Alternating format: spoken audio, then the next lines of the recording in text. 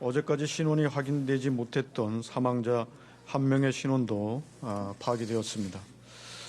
정부는 11월 5일까지 국가 애도기간을 지정해서 전국 지자체에서 총 59개소의 합동 분향소를 운영하고 있습니다. 유가족을 위해서도 세심한 지원을 계속하고 있습니다.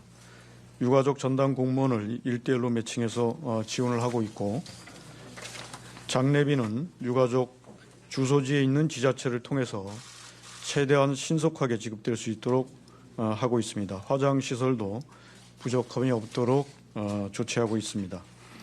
아울러 학생 피해자가 많은 점을 감안해서 사상자가 있는 학교를 대상으로 심리치료와 정서 상담도 실시하고 학생 안전을 위한 안전교육도 강화하도록 하겠습니다. 사고 원인 조사를 위한 수사 진행과 재발 방지를 위한 대책도 추진 중에 있습니다. 경찰과 국가수 합동 현장 감식을 실시하였고, 이번 사례와 같이 주최자 없는 행사를 위한 안전관리 방안도 마련해 나가도록 하겠습니다. 유사한 사고를 예방하기 위해 11월 3일부터 지역 축제에 대한 정부 합동 점검도 실시하겠습니다. 거듭 이번 사고로 유명을 달리하신 분들의 명목을 빌며 유가족께 깊은 위로의 말씀을 드리고 부상자분들의 빠른 쾌유도 기원합니다. 이상으로 브리핑을 마치겠습니다. 감사합니다. 네, 지금부터 질의응답 시간을 갖겠습니다.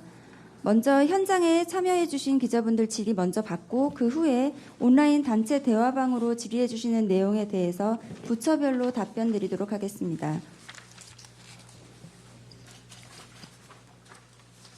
네, 한국일보의 정민승입니다. 5가지 정도 질문 압축적으로 드리겠습니다. 어제 외신들이 일제히 보도를 했습니다. 인파 규모를 모니터링하는 데 실패한 당국 책임이다. 인파 규모 모니터링은 누가 해야 되는지 좀 말씀을 해주시면 감사하겠습니다. 두 번째로 사고가 있었던 29일 몇 시부터 112로 또는 119로 신고가 들어왔는지 말씀해 주십시오. 근처에 상가를 갖고 있는 여러분들의 얘기들을 모아보면 이미 해질 무렵 5시, 6시부터 사람들이 떠밀려 다녔고 이거 조치를 취해야 된다고 양쪽으로 신고를 했다고 합니다. 그 신고를 받고 도대체 뭐 한 건지 쭉 밝혀주십시오. 세 번째입니다. 1대1 매칭 되고 있다고 하셨는데요. 어떻게 되고 있는지 좀 구체적으로 알려주십시오. 어느 공무원이 매칭이 돼 있으며 어떤 지원이 이루어지고 있는지, 그리고 붙여서 말씀드리겠습니다. 그리고 사망자가 지역별로 구분이 됐습니다. 그렇지만 그 부상자들은 아직 구분이 안 되고 있어요. 각 지자체에서는 자기 지역에서 얼마나 많은 사람들이 부상을 입었는지 파악을 못해서 애가 탄다고 하는데 이유 좀 알려주시고요. 그 부상자들에게도 공무원이 매칭이 되는지 궁금합니다.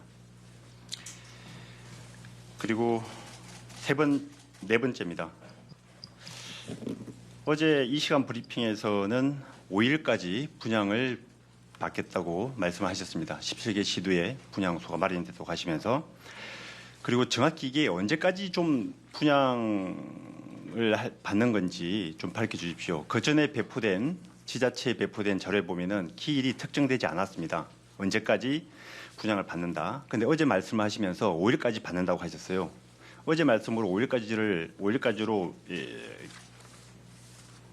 박은 건지 아니면 뭐 실수를 하신 건지 구체적으로 좀 말씀해 주십시오. 그리고 합동 분향소 관련해서 또 한 가지 더 질문을 드리겠습니다. 마지막입니다. 그 행안부에서는 그 분향소의 현수막이겠죠. 이태원 사고 사망자 합동 분향소라고 쓰라고 했다고 합니다. 근데 이게 좀 단어 하나가 굉장히 좀 차이가 큽니다. 이게 사망자인지 희생자인지, 그 지자체에서는 희생자를 쓰고 싶어 하는데 이 지침 때문에 그렇게 못 쓴다고 해요. 근데 오늘 또 차관님 말씀하신 거에는 오늘 브리핑문에서는 또 피해자라고 얘기를 하셨어요. 굉장히 좀 혼동 있고 논란이 있는데 정부의 좀 명확한 용어 한 번 더 말씀해 주시면 감사하겠습니다. 이상입니다. 네, 먼저 재난안전본부장께서 총괄적 답변 가능한 부분 하시고 그 이후에는 경찰청, 소방청, 복지부 순으로 세부 사항에 대해서 답변 드리겠습니다. 예, 기자님 질문 주신 부분에 그 1번 꼭지에 대해서는 그 이번에 이제 잘 아시는 것처럼 이태원 사고가 사실은 이제 주체자가 없는 이제 사고의 형태로 이렇게 이제 저희가 파악을 하고 있습니다. 그래서 그 부분에 대해서는 이제 그 주체자가 있었다면 매뉴얼에 따라서 누가 관리를 하고 또 안전관리 계획은 누가 세우고 또 세부적으로 이제 안전관리에 따라서 뭐 질서유지라든가 뭐 안전관리 이런 부분에 대해서 이제 그 해야 될 역할이나 그 부분에 대해서 이제 명확해질 텐데 이 부분은 이제 그런 부분이 없어서 그래서 저희가 이 부분에 대한 어떻게 보면 이제 좀 새로운 접근을 해서 그 주체자가 없는 지금 이번과 같은 이런 부분에 대해서 저희가 관리할 수 있는 규정이라든지 매뉴얼을 만들어서 관리하는 걸로 그렇게 이제 개선 방안을 생각하고 있습니다.